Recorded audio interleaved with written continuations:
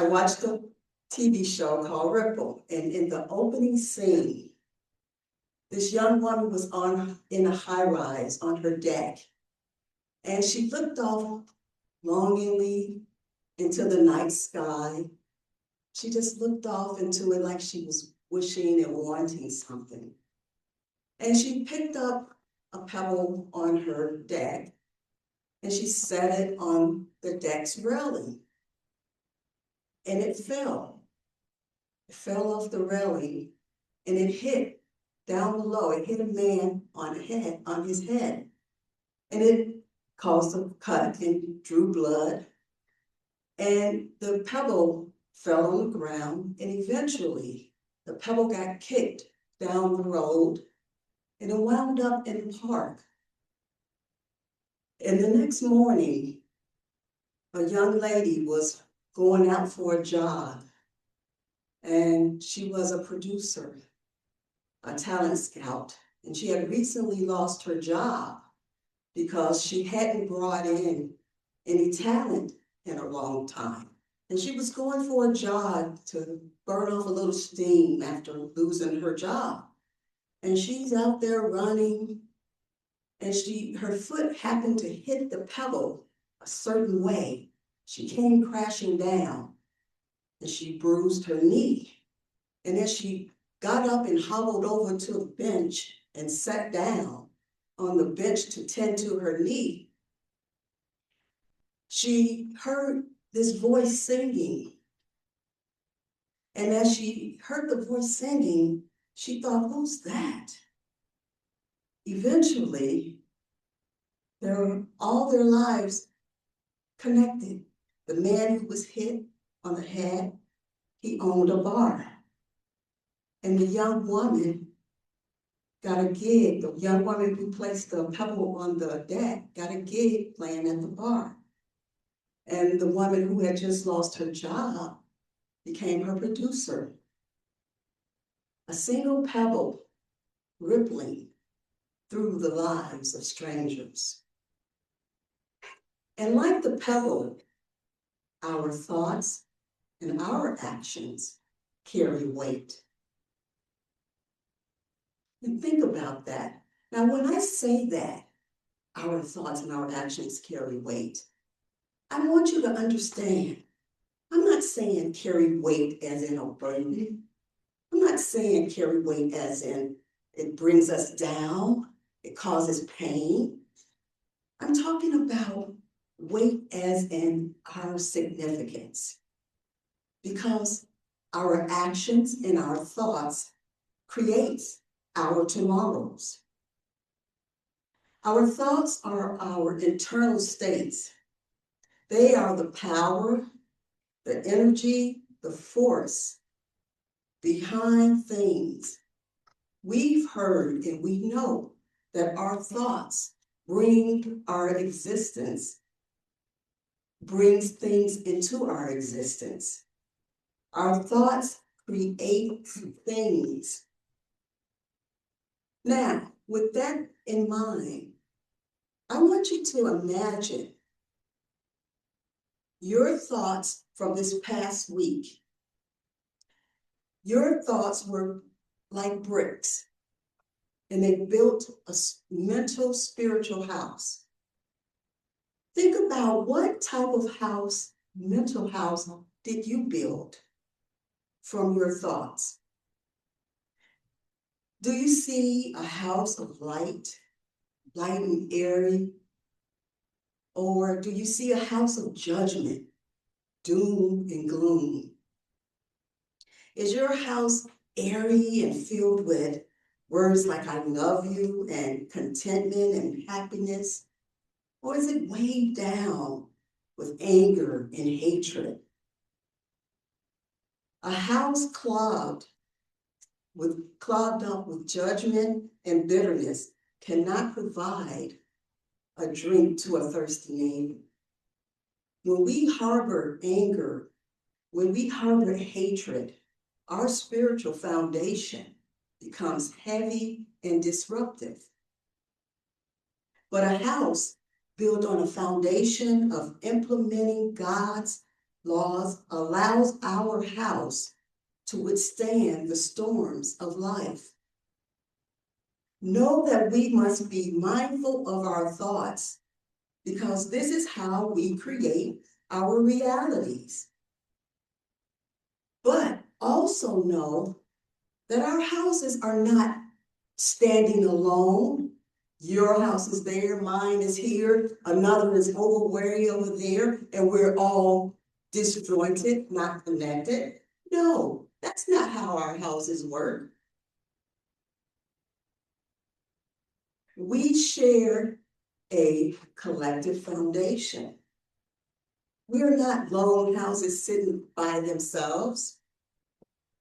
Think of the pebble being dropped in a still pond and the ripples moving outward. That pond represents our collective consciousness. And a pebble thrown in anger creates a jagged, disruptive wave. A pebble placed in peace creates a smooth, rhythmic pulse. My mental house is part of your house because of our collective consciousness. Our collective consciousness connects us all together.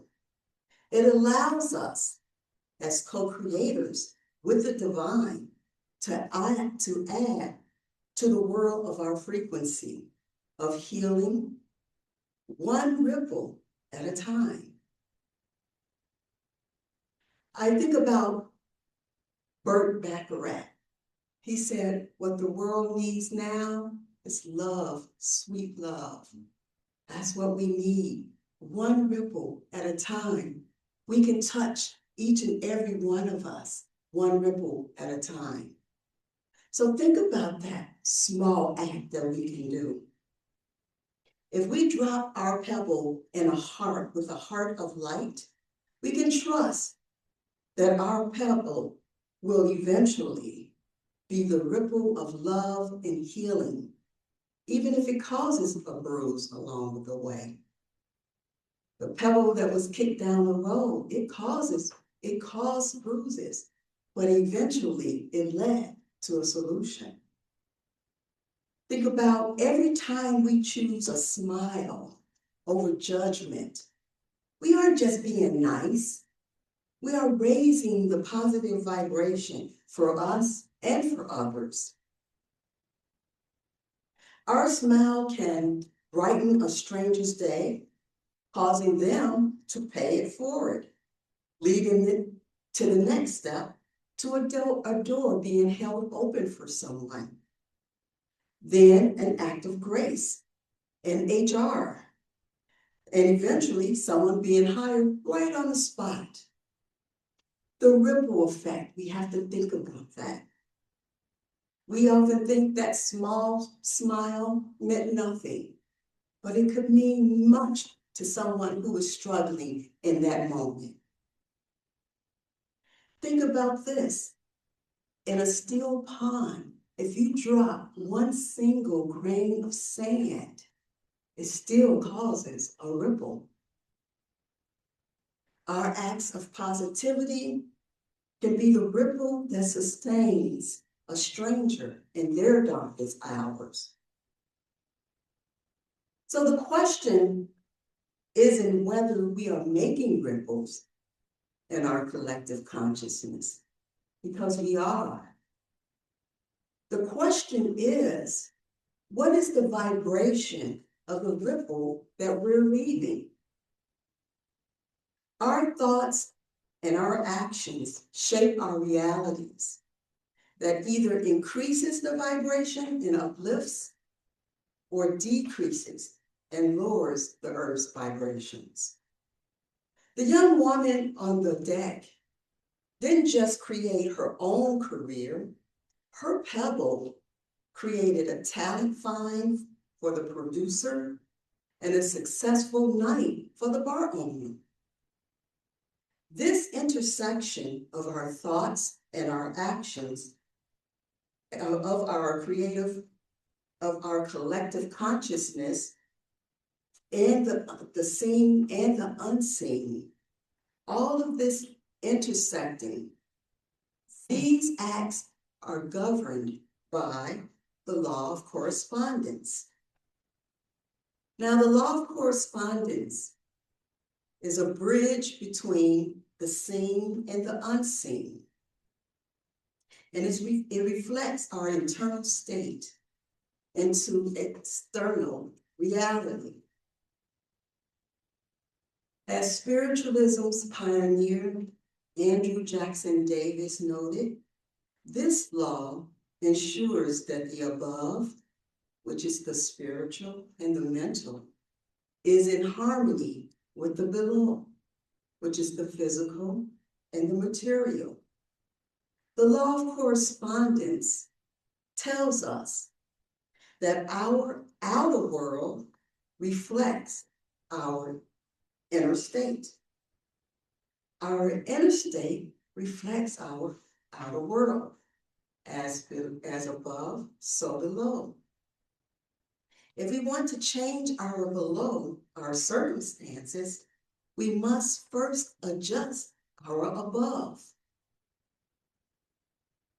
We have to think and know what we want in order to change what we see, what we are experiencing. We can't think negative and want positivity to come out of that. We can't do negativity with our actions and expect positivity to come out of that. As above, so below. In the TV show, in that same TV show, the young woman's internal desires became the physical manifestation of that desire. The gig, the producer, the venue. The law of correspondence tells us when we form a thought, we will receive the matching or equivalent component. Now, the pebble did cause bruises. It caused a cut on the man's head. It caused a bruised knee. And that's showing us the friction in life. And life often causes us friction. There's no way we're going to get around that friction. Life brings us setbacks and pain that at the time, we usually don't recognize, or we usually cannot see that pain and that setback oftentimes is where we need to be, or what we have to experience before we reach our gig or our solution or our answer. A lot of times people have said, I wouldn't change a thing when they go through hardships or when they go through trials and tribulations. You think, what? You wouldn't change it, because they realize it took that to get to the point of where they're at, to appreciate where they're at, to appreciate what they have now. Because a lot of times they wouldn't have recognized where they're at. They wouldn't have recognized how far they've grown if they hadn't gone through the trial and the tribulation. And not to say that you have to go through, because things in life, we're not saying you have to go through a mountain. You can go through just a stumble of a pebble. So we're not saying that it has to be all gloom and doom, but you have to go through some trials and tribulations in life. And often we don't recognize that. In our lives, we do experience friction. But let us recognize that God's law of correspondence is there to help guide us. Let us internalize, as above, so below. We think and put actions behind our requirements. The universe supports us and guides us and helps us to manifest it and to achieve it. Don't become stuck in our bruises and miss the part of the law of correspondence that is keeping the above as if we already have what we require.